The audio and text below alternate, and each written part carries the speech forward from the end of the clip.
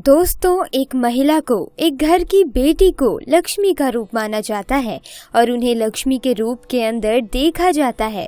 और जब घर की बेटी किसी दूसरे के घर में जाती है तब उसे यही कहा जाता है कि हमारे घर के अंदर लक्ष्मी ने प्रवेश किया है, हमारे घर लक्ष्मी आ चुकी हैं।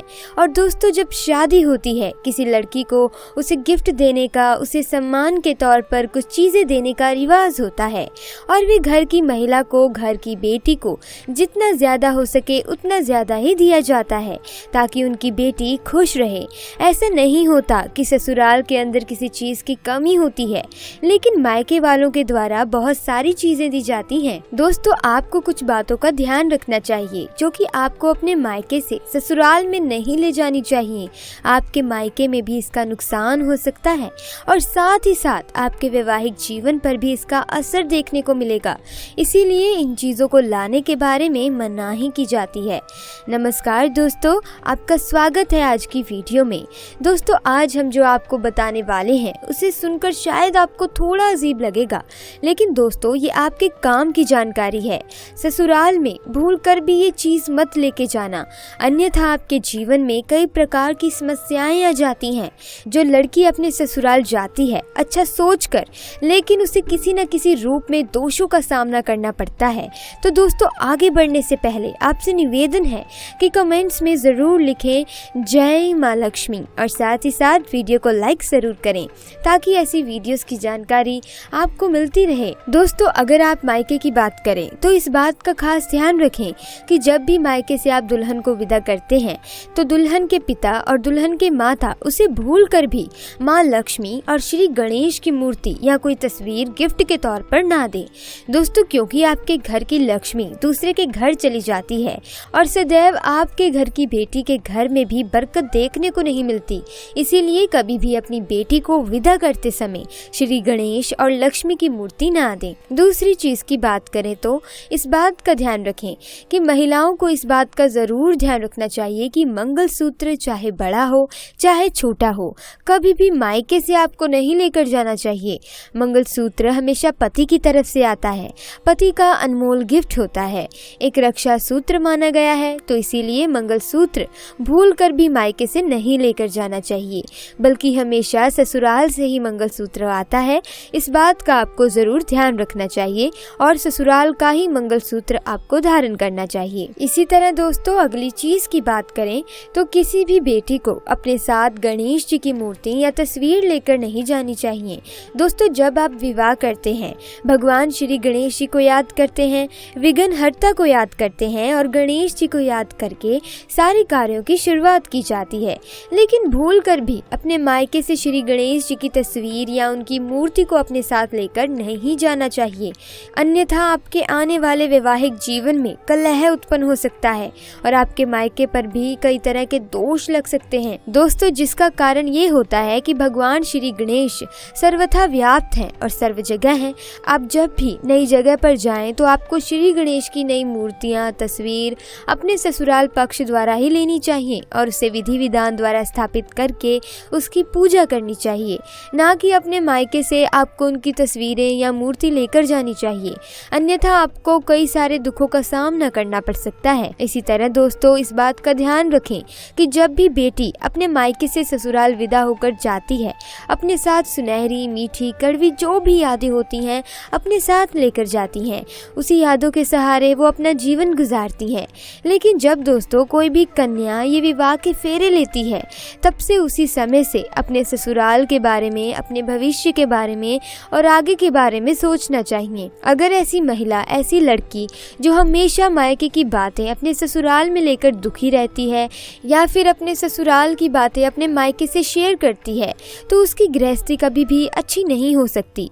उसकी गृहस्थी के अंदर कई प्रकार के दोष उत्पन्न हो जाते हैं और देखते ही देखते हो ना हो बहुत सारी कंगाली का सामना करना पड़ सकता है।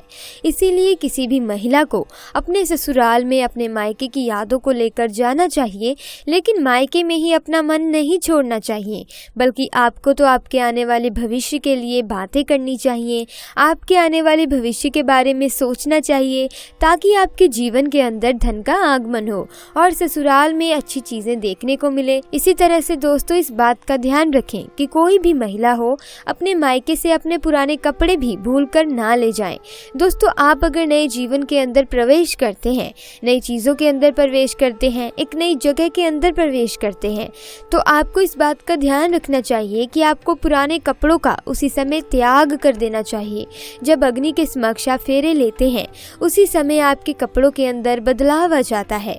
जब आप अग्नि को साक्षी मानकर फेरे लेते हैं तो उसके बाद आपको अपने मायके के पुराने कपड़े भूल कर भी लेकर नहीं जाने चाहिए। आप उन्हें वहीं रख दें और आप जब भी वहां जाएं तब आपको उन्हें पहनना चाहिए, लेकिन अपने साथ पुराने कपड़े लेकर नहीं जाने चाहिए। उसे अच्छा शगुन नहीं माना जाता। और अगर आप इस तरह की गतिविधियां लगातार करते हैं तो आपको कई तरह के दोष लग जाते हैं।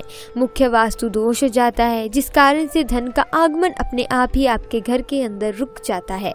इसी तरह दोस्तों, किसी भी महिला को जब भी आप मायके से ससुराल के अंदर जाएं तो अन्य उसकी सहेली हो, सखी हो, भाभी हो, ननद हो, किसी की भी आपको वैवाहिक चीज़ जो कि उनके सुहाग की चीज़ हो, ना ही किसी को आपको सुहाग की चीज़ लेनी है और ना ही किसी अन्य महिला को देनी है।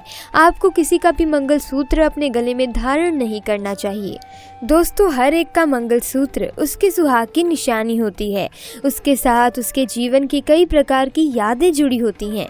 कुछ यादें अच्छी होती हैं तो कुछ यादें खराब भी होती हैं। क्या पता कब किसका दोष आपको लग जाए, इसीलिए ये ध्यान रखें कि कभी भी किसी अन्य महिला का मंगलसूत्र ना तो आपको देना चाहिए और ना ही आपको लेना चाहिए। दोस्तों, इसके साथ माना जाता है कि जो भी महिला रसोई घर में रोटी बनाते समय ये 3 गलतियां अगर करेगी तो उसका बर्बाद होना स्वाभाविक है। इसीलिए कोई भी महिला रसोई घर में रोटी बनाते समय ये 3 गलती भूलकर भी ना करें, इससे घर में कंगाली आ जाती है। तो चलिए उन गलतियों के बारे में जान लेते हैं। नंबर 1, सूर्यास्त के समय रसोई घर की कोई भी चीज पड़ोसियों को ना दें, इससे धन की हानि होती है। घर में अन्न की कमी हो जाती है। रसोई घर में एक से ज्यादा चाकू छुरी भी नहीं होने चाहिए, इससे नकारात्मकता का संचार होता है और अन्नपूर्णा नाराज हो जाती हैं। रसोई घर में मकड़ी के जाले नहीं होने चाहिए, इससे राहु दोष उत्पन्न होते हैं। नंबर 2, आपको बता दें कि महिलाओं को इस बात का ज्ञान होना चाहिए कि बच्चे, बड़े या बुजुर्ग किसी को भी थाली में 3 रोटी परोस कर नहीं देनी चाहिए। 3 रोटी तब निकाली जाती हैं जब किसी की मृत्यु हो जाती है। अधार्त मरने वाले के लिए 3 रोटियां निकाली जाती हैं। इन 3 रोटी की संख्या को जो भी खाता है उस पर नकारात्मकता का संचार बना रहता है। हर हाल में किसी भी परिस्थिति में एक साथ 3 रोटियां कभी ना खाएं। अगर खानी ही है 3 रोटियां तो एक साथ कभी ना खाएं, एक एक करके आप रोटी को खा सकते हैं। नंबर 3, अक्सर महिलाएं खाना बनाते समय कई ऐसे गंदे काम कर जाती हैं जिसकी वजह से पूरा परिवार बीमार पड़ जाता है। इसीलिए किसी भी महिला को दुखी मन से खाना नहीं बनाना चाहिए और खाना बनाते समय शुद्धता का ख्याल अवश्य रखना चाहिए। इधर उधर हाथ नहीं लगाना चाहिए, वरना बनने वाला खाना दूषित हो सकता है और जो भी इंसान उस भोजन को ग्रहण करता है वो निश्चित तौर पर राहु केतु का सामना करता है। ऐसा खाना दूषित हो जाता है। इसीलिए अगर आपके हाथ गंदे हो जाएं तो उन्हें दोबारा धोकर खाना बना लेना चाहिए। गंदे हाथों द्वारा भोजन बनाने पर घर का हर एक सदस्य बीमार पड़ जाता है। ऐसा खाना जहर के समान होता है। इससे माता अन्नपूर्णा नाराज हो जाती हैं। तो दोस्तों, उम्मीद है कि आपको ये वीडियो ज्ञानवर्धक लगी होगी। अगर हाँ तो वीडियो को लाइक कीजिए, चैनल को सब्सक्राइब कीजिए। मिलते हैं अगली वीडियो में। आपका बहुत बहुत धन्यवाद।